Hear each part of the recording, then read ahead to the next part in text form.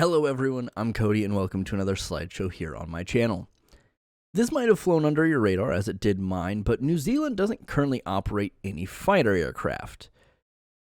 Now, you're thinking small islands, middle of the ocean, don't really need them, but they did before. They used to operate Airforce Skyhawks, we'll talk about it more in a moment, but I thought it was interesting that they didn't do this.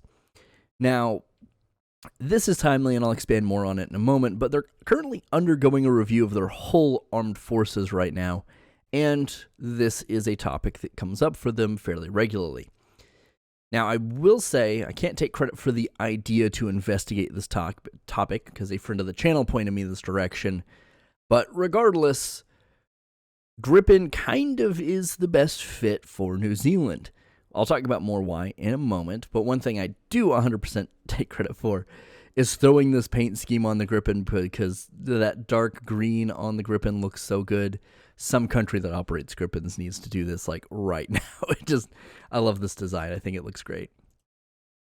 Now, as far as my special thanks and credits, of course, wikis for all the basic information, Zion.com, or just Peter Zion in general, for a lot of more of the geopolitical aspect of this, macro trends for the economics and worker backgrounds of New Zealand and a couple other countries, and then aspistrategist.org.au is a site that has been covering some of the New Zealand stuff.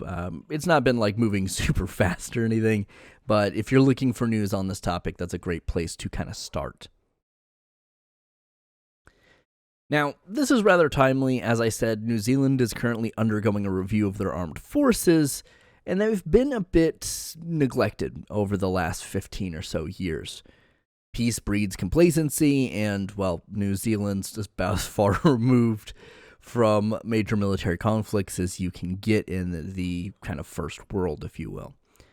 Now, with this review coming up, I thought, why not look at New Zealand's Air Force in particular, because it's the closest thing I have any kind of understanding of, and they're effectively starting from scratch, so there are a lot of options to throw into the ring to discuss and see, would Super Hornet work, would Gripen work, what is kind of the best fit for them.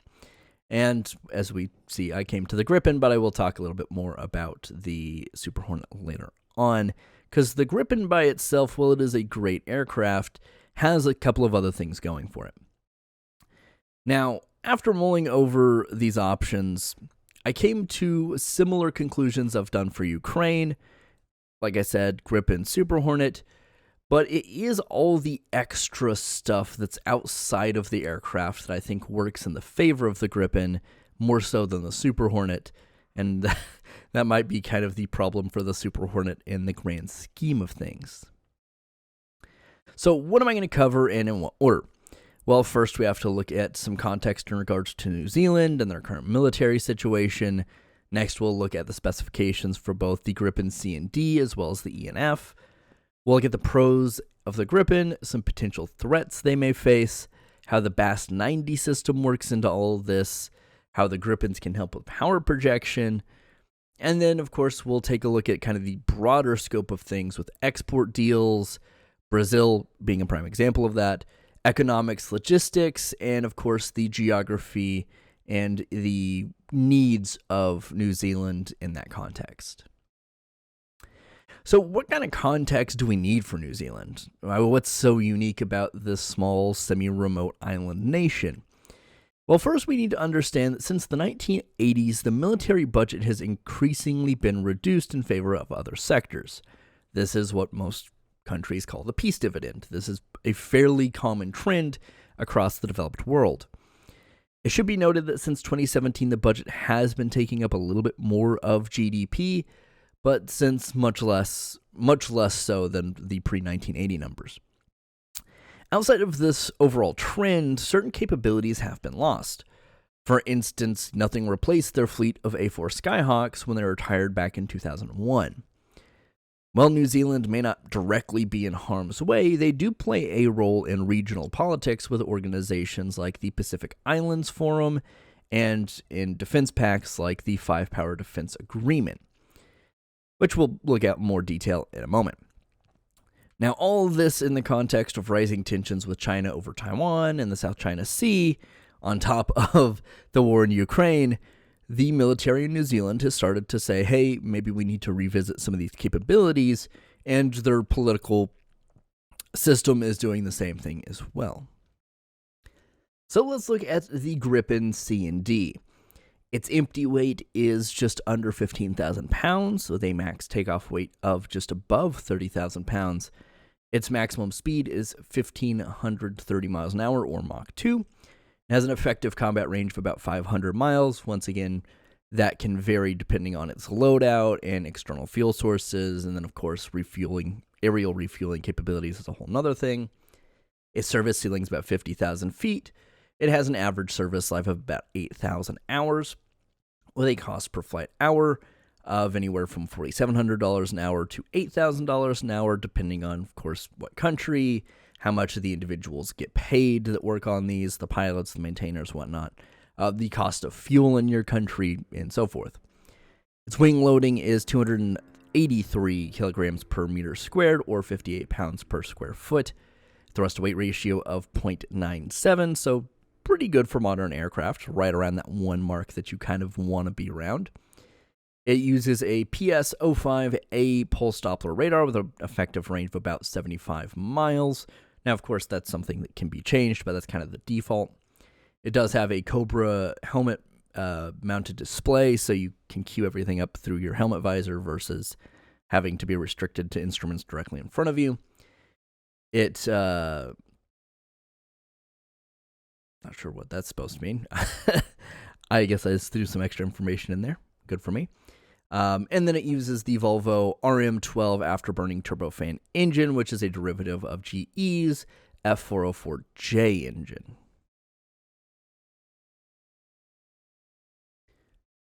Now, on to the Gripen E/F, the newer variant, the more modern one.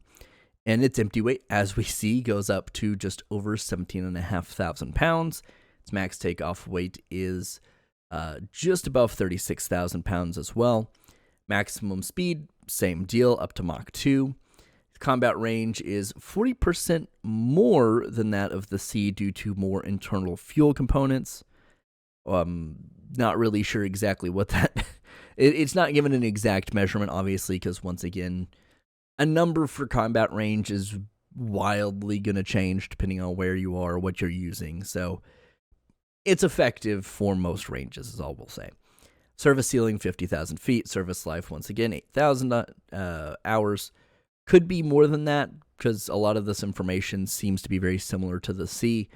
Nothing drastic has changed necessarily, but there are more subsystems and things in this, so we'll see if the cost per flight hour and the service life are the same. Wing loading, same deal. Thrust-weight ratio is 1.06. It uses the Celex ES-05 Raven active electronically scanned radar array, the AESA radar. Same Cobra helmet-mounted display. And it uses the F414GE39E engine, and it does have the E and the F, obviously, the E single-seat, F double-seat version, with 13 pounds of thrust, or 13,000 pounds of thrust, and 22,000 pounds of thrust with the afterburner engaged. So I initially leaned towards, and I still do, for Hornets for Ukraine. And I thought about it for New Zealand, but New Zealand's just a little bit different. New Zealand doesn't need aircraft eminently. This would be a fairly normal procurement process, so going Legacy Hornet doesn't really make any sense, and Super Hornet doesn't necessarily bring as much to the table. So this largely removed the issues I had with the Gripen for Ukraine. I still think the Gripen is probably the best choice for Ukraine, but its availability is the biggest problem. Here, it wouldn't be. Now, what does the Gripen have over the Super Hornet in particular? Why wouldn't Boeing throw in a bid here? And who knows, they may if a contest ever gets started for this. Well, first off, the Gripen is STOL capable, which far exceeds that of either of the Hornets. and just about anything else out there at the moment that is not VTOL. Not only can it operate off of roadways, but only needs about 500 meters, less in some circumstances, to take off. While being beneficial for dispersed deployment, this STOL capability is also crucial in operating off of small islands if you're being forward deployed. If you don't have a lot of space, the shorter the runway, the better. Another vital part of being deployed on islands closer to the South China Sea is the easier maintenance routine and the quick turnaround time that the Gripen brings. Needing a crew of 3 to 5 conscript level maintainers and a crew chief doesn't eat into New Zealand's manpower, nor does it require a vast maintainers corps. So if you're looking at procuring Gripens, you don't have nearly as many people to train specifically for that process. Now, the fast turnaround time also helps New Zealand field a modest force of Gripens, but make them count when you actually have airtime. Getting refueled and armed in about 10 minutes, and then back in the air almost feels like the Gripen didn't leave the battle space, especially when you're able to operate much closer to the front line than a lot of your enemy aircraft. Another big factor in the Gripen's favor is the overall cost. Initial cost is reasonable by comparison to most other modern options, especially if you're looking more towards the ENF. Its cost per flight hour is a little bit lower, and its maintenance requirements are lower as well. Plus, Saab and the Swedish government have been pretty favorable in terms of working with smaller countries with smaller GDPs. As cool as the Rafale or the Eurofighter may be, they don't do a lot of good if you can only afford a couple of them.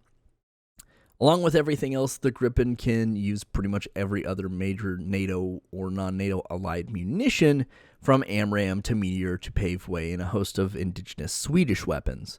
The Gripen can carry pretty much anything the New Zealand's Airforce would have access to. One in particular of note is Saab's RBS-15 anti-ship missile. With the Gripens operating over a lot of sea-based areas, a lot of waterways, having anti-shipping capability is pretty significant. This was one of the big things that the Japanese did with the F-2, which is kind of their variant, changed version of the F-16, was make it much more capable in an anti-shipping role. So this operating in a similar manner, this particular missile or any other anti-ship capabilities would be pretty significant. With different variants ranging from the 70 kilometer to around 300 kilometer in range, this anti-ship missile would help expand the Gripen's role, especially in a region that we'll be talking about more in a moment. So the Gripens are all well and good, but why does New Zealand need a fleet of them? I mean, what's threatening them way out there in the Pacific? Well, directly, not a lot aside from long-range missile strikes, but more so it's China's growing hostility towards Taiwan and pushing its control into the South China Sea more. This largely comes down to the South China Sea, I'd say, more than anything, and its crucial shipping roles and shipping lanes that run through it. You see, these shipping lanes are vital to pretty much every country in Southeast Asia and the South Pacific. So while China tries to do this to say they're maintaining their stability in terms of trade, they're also controlling the trade of pretty much every other Southeast Asian and South Pacific country out there. One of the main ways China could project power in the region would be through their strategic bomber fleet of H-6s. These are licensed copies of the older Soviet Tu-16. However, the H-6 is much more modern in terms of its systems and has been upgraded much more so than the 1950s Tu-16s. These can launch air-launched cruise missiles along with hypersonic missiles as well. With the New Zealand mainland being really far from the South China Sea, this would really not be a huge threat to the country itself, but more so its interests in the region would be threatened by a small craft deployed by the PLAAF, or the People's Liberation Army Air Force. Along with its air power China wields, they also have a sizable but somewhat limited navy. While the Type 52 and Type 55 destroyers may patrol the South China Sea, one of the few naval threats to New Zealand itself would come in the form of China's submarine fleet. Once again, using missiles, their ballistic missile subs can reach pretty much the mainland of New Zealand and cause some pretty serious damage. While there are a lot of other places that would likely be targeted before New Zealand, the Chinese know if you're going to make a strike, you hit as many targets as would likely be allied to whoever you're hitting, so it does put New Zealand on that board. Lastly, you have the land-launched ballistic missiles. Same story here. Along with these threats, it's important to note that East Asia and Oceania have been seen as some of the regions with the largest jumps in military spending over the last few fiscal years. So we can't talk about procuring the Gripen without its raison d'etre, or its reason to be, basically, the BAS-90 system. The Swedes wanted to update their existing defensive doctrine, and as a result, we got the BAS-90 and the Gripens. Basically, this is an air-based system that disperses the Air Force's strength among a lot of smaller, somewhat improvised runways instead of larger air bases. This would help blunt any preemptive strikes against air power and allow for a wider operational area as opposed to being centrally located and requiring tankers. As mentioned earlier, New Zealand isn't exactly in danger of an amphibious landing, but some missile attacks could reach them. However, I don't really see the BAS-90 being the biggest benefit at home for New Zealand. While it can certainly work for the home islands, utilizing this capability, while being forward deployed much closer to vital trade routes would be much more appealing. For example, the other powers of the 5-power defense agreement, the UK, the Aussies, Singapore, and Malaysia, all have aircraft that require more substantial infrastructure. Now, yes, I know the UK and the Singaporeans have the F-35Bs on order. Yes, they're VTOL, but still, most of their Air Force is not going to be F-35Bs. These would be much more likely used in a reconnaissance role anyway, as opposed to a frontline fighter, especially in the numbers they've been ordered in. Having the Gripens act as a rapid reaction force could help provide some much needed air power in the region if needed, especially if the US, the UK, or France's carrier strike groups aren't around or otherwise occupied. Carrying on that thought, where would we see the Gripens forward deployed? Well, as you'd expect, locations closer to the South China Sea. In relative location, Malaysia and Singapore would be the closest of the 5-power defense agreement countries. These especially are made up of old British colonial holdings in the region, being made up of Australia, New Zealand, Malaysia, Singapore, and of course the UK. One of the unique opportunities in this agreement would be running exercises through Malaysia's Su-30s, giving the Gripens much needed experience and as well the New Zealand Pilot Corps. These type of exercises have been done in the past with the US Navy and the Royal Australian Air Force. Outside of this defense agreement, New Zealand is also part of the Pacific Island Forum, which is made up of smaller island chains past the first island chain. While not being primarily focused on defense, there is an article in their charter outlining a defensive agreement. The flexibility of Gripens in terms of runway requirements, maintenance needs, and armaments means operating off of any of these Pacific islands in the Pacific Island Forum could be possible if need be. To get an idea of what the future procurement package would look like for New Zealand, we have to look at some previous deals. Brazil, of course, being the best and most recent example. They've had a slide dedicated to them, so I'm not going to specifically go into it here, but we will get into it. Outside of that, South Africa was an early adopter of their fleet of 26 Cs and Ds, along with Thailand running a smaller fleet of around 11. The only other European countries to run Gripens would be the Czech Republic and Hungary, who still have their leased C and Ds from my understanding, but are looking to maybe change that. And I'll expand on it later. But leasing some of these older C and Ds, or even leasing leasing the models from the Czech Republic as they transition to F-35s, provide the Royal New Zealand Air Force a shorter term solution until more E and F models can be produced.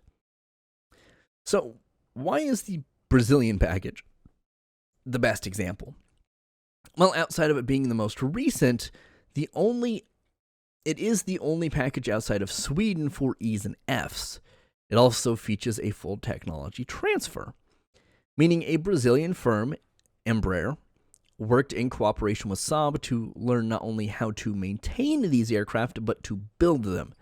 This is a massive plus, not only in terms of the economic benefits for the Brazilian aerospace industry, but it's massive for Brazil being one of the largest economies in the Western Hemisphere. It just makes a lot of sense. It's a win-win for both sides. Brazil gets to manufacture one of the most modern, advanced aircraft being produced, and Saab gets help not only developing the E and F, but also expanding its production capabilities somewhat. This gives Saab and the Gripen a big foothold in the market that is prime for their price point. Brazil has a decently sized aerospace industry as well, and a pretty large industrial base, as well as a good mix for this sort of deal. But does New Zealand? Outside of budgetary questions, does New Zealand's current economic mix and industrial base work for a full-scale tech transfer like the Brazilians? Well, kind of. Here we see the labor mix of the two countries side by side, with Brazil being pretty balanced with around 30% of their labor force being involved in their industrial sector, largely made up of manufacturing. In contrast, only about 20% of New Zealand's workforce works in the industrial sector currently. That's not to say that there couldn't be a shift, but it's usually pretty difficult to get people in the service sector to move out to factory work. Having an existing, properly skilled workforce is crucial for a deal like this. That's the only reason it went through is Embraer existed and was already doing a lot of similar stuff. Well, I'm not 100% sure. From what I could find, it doesn't look as though New Zealand has any jet manufacturing in its aerospace sector at all. There are a few smaller prop plane manufacturers. Some of them may have the skills to overlap there, but building and maintaining jet engines is a totally different ballgame. So let's say this problem is overcome. Say Saab transfers some of their workforce to New Zealand until new workers can be trained up. Does this even fit their current military budget? Well, no. But that's the whole purpose of the review, is to determine their deficiencies in their current capabilities and propose solutions. Most of the solutions would require a significant budget increase. So, yeah, this is something that the money would probably be there if the idea was appealing enough. Now, New Zealand currently spends about $3 billion USD on their military budget. In comparison, the Czech Republic spends about 3.25, and Portugal spends about 4.64. These are the two countries that rank just above New Zealand in terms of military spending. Basically, with the current military budget, it would be a stretch to even maintain the machines, much less procure them, but with a likely increase, that is a significantly less important concern. I want to spend a little more time talking about the logistical and infrastructure problems that may arise, though. With no existing sector for jet aircraft manufacturing or design, a totally new firm would need to be created from the ground up. This is no small feat, especially considering this firm would be designed solely to exist, or would be brought up solely for the purpose of maintaining and producing Gripens. While this production line could help boost sales in the region, there's not a lot of interest from what I've seen in Southeast Asia or the South Pacific for Gripens in particular. Now, part of this, of course, may be that Saab couldn't produce enough, as they're not out here producing F-16 numbers by any means. And while there are Gripens that operate in the region, it's not super prolific. Now, it's not that they can't change that, obviously, but a firm building one type of airframe for a somewhat smaller Airforce doesn't speak well to long-term economic success, which is why, once again, Brazil and Embraer were such a perfect fit for this.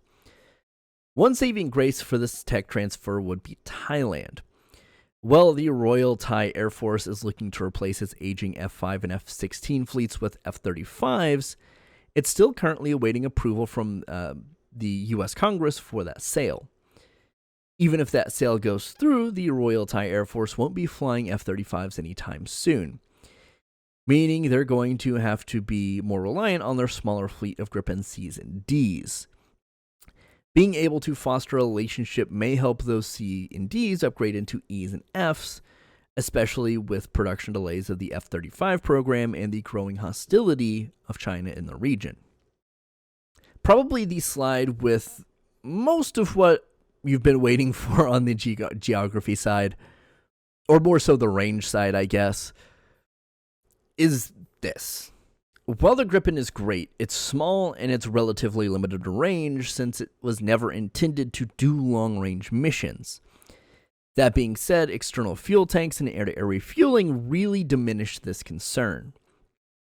In terms of its effective combat range, it works just fine for defense of the home islands, covering the entire landmass and pretty much all of its territorial waters. In terms of its ferry range or using its max fuel with just self-defense missiles, we see the range expand significantly, pushing it over to the southeast coast of Australia, New Caledonia, Fiji, and Vanuatu. If based on any of these Pacific islands of the Pacific, or these particular islands of the Pacific Island Forum member states, or the Five-Power Defense Agreement, the Gripen can serve a large area of whatever it need to be defending, regardless of where it's deployed. As we see, even moving out into kind of the South China Sea region, it would cover pretty much the entire area. Now, I want to take a moment to try expressing how important the trade routes that go through the South China Sea really are. While most of us think of China as an economic superpower, and to an extent it is, we really don't think much past that. Very few people ever take the time to kind of delve into it and see the nuances. With China's economy largely relying on exported consumer goods and having access to materials and power to produce those products, is incredibly vital. This is where the Strait of Malacca and the South China Sea come into play. Well, it's true this shipping lane is important to allied countries in the region as well. It's even more so for China. This is a chart of China's current energy imports, and it's on its side, but still you get the idea. A lot of their energy is coming from Africa and the Persian Gulf, and it passes straight through the Strait of Malacca and up through the South China Sea. Peter Zion and his team always do very interesting work, but this really drives home how vital this shipping lane is for China, and of course, a lot of other countries in the region, because a lot of stuff goes through here. But if China is cut off here, say through the Strait of Malacca, their only other option is to go through Myanmar, effectively. And then you also have to deal with the Indian Navy, who is not super stoked that the Chinese have kind of a somewhat naval base, or could potentially have a naval base in Myanmar sometime soon.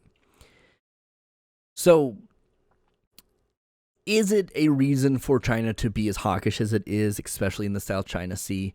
Not really. Of course, pretty much everyone around them is allied to one another in some form or fashion, so they do feel maybe a little ganged up on. But those trade routes are not exclusively for Chinese use. They service everyone in the region.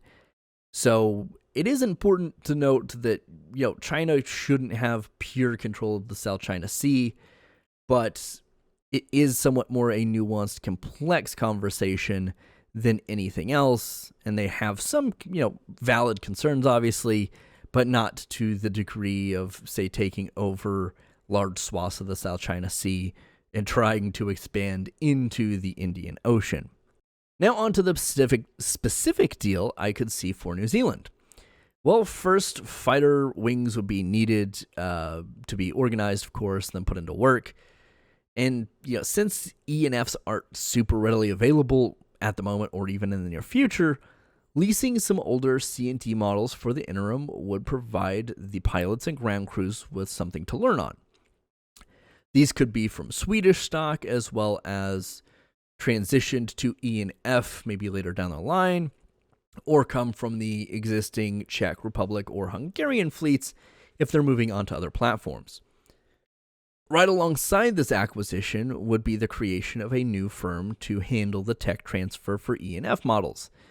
This would also help build out more advanced maintenance facilities, so the existing Cs and Ds don't have to trek to Sweden every time they need really major repairs.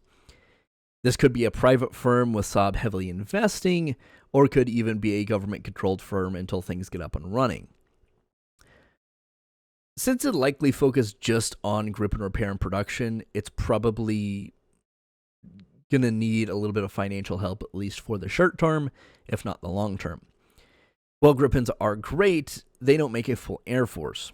One thing the Gripens won't immediately be needed for would be maritime patrols, since the Royal New Zealand Air Force currently operates a handful of P-3 Orion aircraft for them.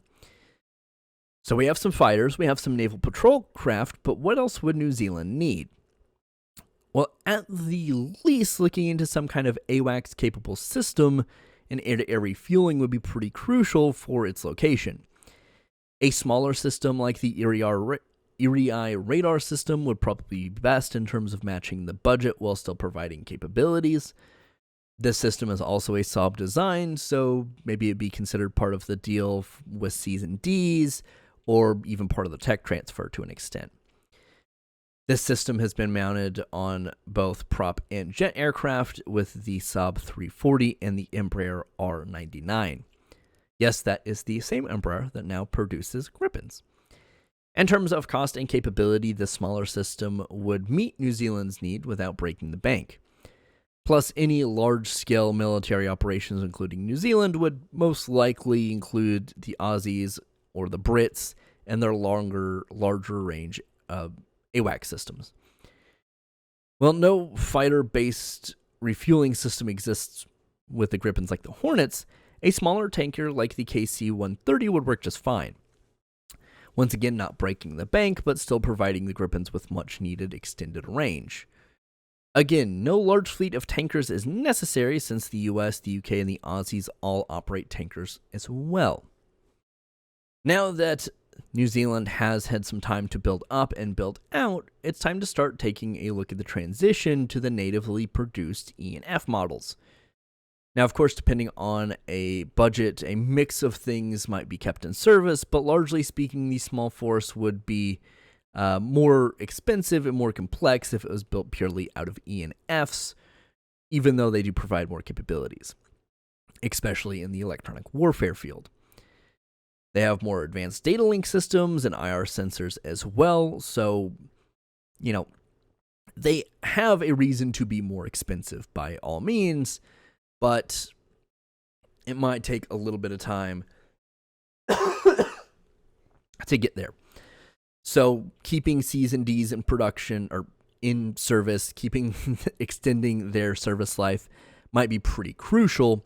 But the idea eventually would be the E&Fs would kind of rule the roost. You would have a fairly small fleet of them, and they would be able to pretty much handle every mission set you would need to send them on if you're New Zealand.